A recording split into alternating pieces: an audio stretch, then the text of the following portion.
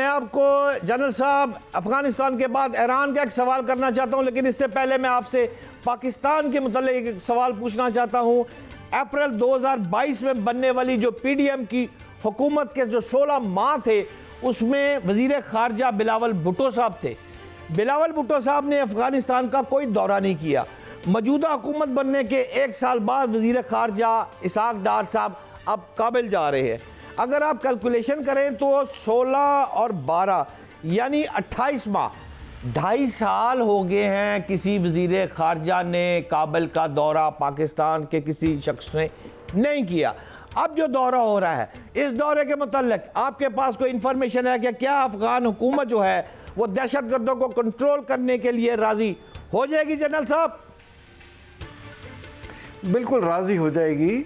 और इससे पहले जो हमारे सफ़ीर ने, हमारे जो स्पेशल रिप्रेजेंटेटिव हैं मोहम्मद सादिक खान साहब ने दौरा किया है, वो एक लंबे अरसे तक अफगानिस्तान में सफ़ीर रहे, फिर पाकिस्तान के वो रिप्रेजेंटेटिव रहे हैं। उन्होंने अभी हाल ही में दौरा किया है और अफगानिस्तान की गवर्नमेंट ने उनके साथ बड़ी तामीरी बातचीत की है और उन्होंने अफगानिस्तान की गवर्नमेंट को बताया है कि पाकिस्तान और अफगानिस्तान की जो है तरक्की एक दूसरे से जुड़ी हुई है। अगर पाकिस्तान में अमन होगा तो अफगानिस्तान में अमन होगा, और अगर अफगानिस्तान खुशहाल होता है तो इस पाकिस्तान को भी इसका फ़ायदा है। और आपकी सारी लाइफ लाइन, हमने आपके 4 मिलियन से ज़्यादा अफगान रिफ्यूजीज़ को पाकिस्तान रखा हुआ है और अब वक्त आ गया कि आप वापस लें। आपको भी इक़्तिदार में आए हुए 3 साल गुजर चुके हैं और इन्हें वापस जाना चाहिए थे।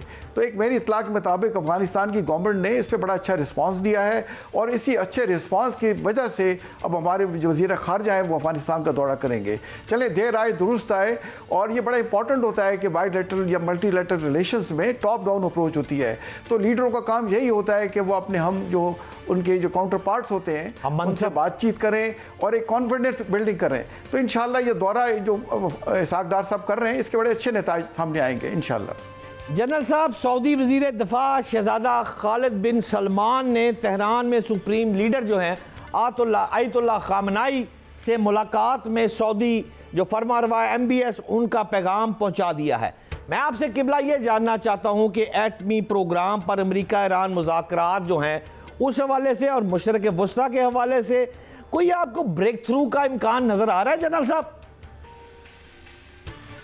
देखिए, मेरे ख्याल में अमेरिका के पास बड़ी लिमिटेड चॉइसेस हैं और मेरा अपनी पर्सनल असेसमेंट है कि ईरान जो है वो न्यूक्लियर जो है जो उसका टेस्ट वगैरह वो बहुत पहले कर चुका है और उन्हें काफ़ी टाइम मिला है। और वो ईरान वाहिद मुल्क है जिसमें इतनी जुर्रत की कि वो 2 दफ़ा इसराइल पे मिसाइलों से ठीक ठाक हमले करे, और इसराइल में इतनी ज़रूरत नहीं थी, उन्होंने सिर्फ फेस सेविंग की। और वो ईरान के न्यूक्लियर जो हथियार हैं या प्रोग्राम है उनको काफ़ी पूरे ईरान में उन्होंने फैलाया हुआ है और ईरान बहुत आगे तक जा चुका है। अब देखिए, ट्रंप ने खुद उनको नेगोशिएशन की ऑफ़र दी है। तो ईरान कोई फ़लस्तीन या गज़ा नहीं है, ईरान एक बहुत बड़ी ताकत है और ना सिर्फ इक़्तिसादी ताकत है, बहुत बड़ी मिलिट्री ताकत है। तो मेरा अपना ये ख्याल है कि ज़्यादा चॉइसेस अमेरिका के पास नहीं है। वो यही चाहेंगे कि जहाँ तक ईरान ने कैपेबिलिटी हासिल कर ली है उससे ज़्यादा वो उसको वेपन ग्रेड यूरेनियम को रिच ना करें और उनके साथ कोई नेगोशिएशन हो जाएगी।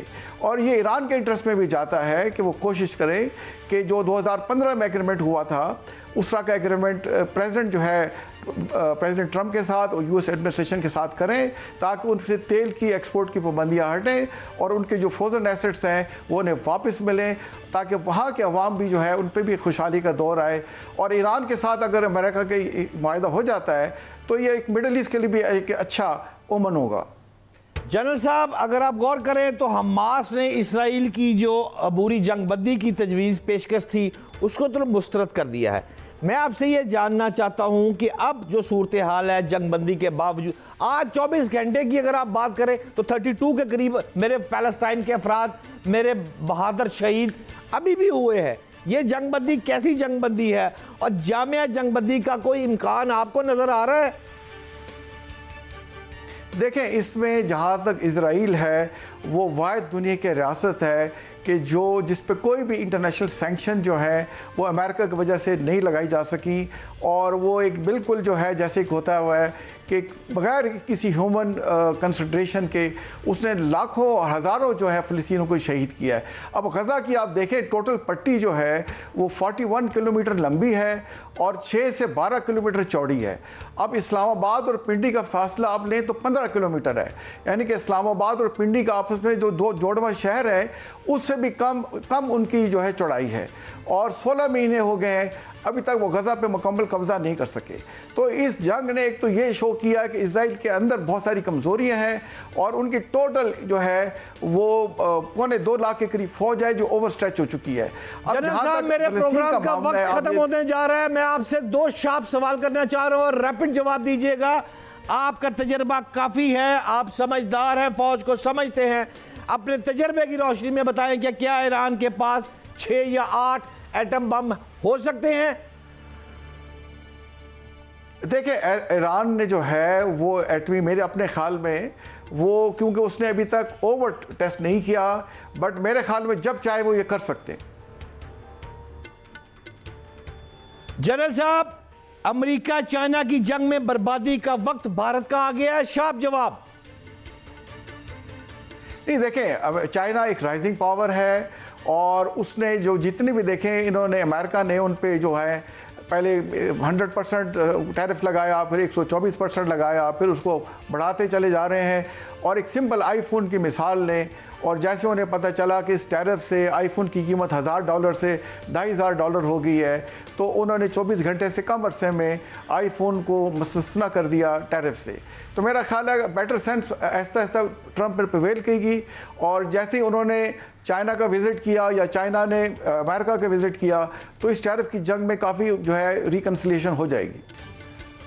देखें, एक तो ओआईसी को ज़्यादा इफेक्टिव रोल प्ले करना चाहिए। और फ़लस्तीन के अंदर देखें, अगर आपने बात की है ना, तो आप देखें गज़ा में हमास है और वेस्ट बैंक में अल-फतह है, जिसकी उसी में से पीएलओ है और फ़लस्तीन अथॉरिटी है। तो हमास ने ये जंग अकेली लड़ी है, जिस तरीके से बाकी फ़लस्तीनी ग्रुप्स, जिसमें फ़लस्तीन अथॉरिटी है, जिसमें पीएलए है, जिसमें अल-फतह ग्रुप है, जिसमें पॉपुलर डेमोक्रेटिक फ्रंट है, इन और अल अक्सा ब्रिगेड है, जिस तरीके से इन्हें हमास को सपोर्ट करना चाहिए था, इन्हें नहीं किया। तो फ्यूचर में फ़लस्तीन को एक आवाज़ के तहत खड़ा होना चाहिए। अगर फ़लस्तीन के तमाम ग्रुप्स एक यक आवाज़ होकर खड़े हों तो इंशाअल्लाह फ़लस्तीन का भी जल्द हल निकल आएगा। बहुत शुक्रिया, इंतहाई काबिल एहतराम जनरल साहब मेरे साथ थे। नाज़रीन, साहब जो बातें कर रही हैं और जो लफ्ज़ उन्होंने कहा है कि कौमों की तकदीर बदल जाती है, तकारीर से आज भी शिपा सलार पाकिस्तान की जो स्पीच है, ये कौमों की तकदीर बदलने के लिए ऐसी तकरीरें बहुत ज़रूरी होती है। मुझे यकीन है इंशाअल्लाह ताला आने वाले दिनों में prime minister of Pakistan Mohammad Shehbaz Sharif की भी इसी तरह जोश और जज्बे वाली तकरीर सामने आएगी, जिससे आवाम का मोराल मजीद बुलंद होगा। नाज़रीन, एक शॉर्ट ब्रेक पे जा रहा हूँ, मेरे साथ रहिएगा।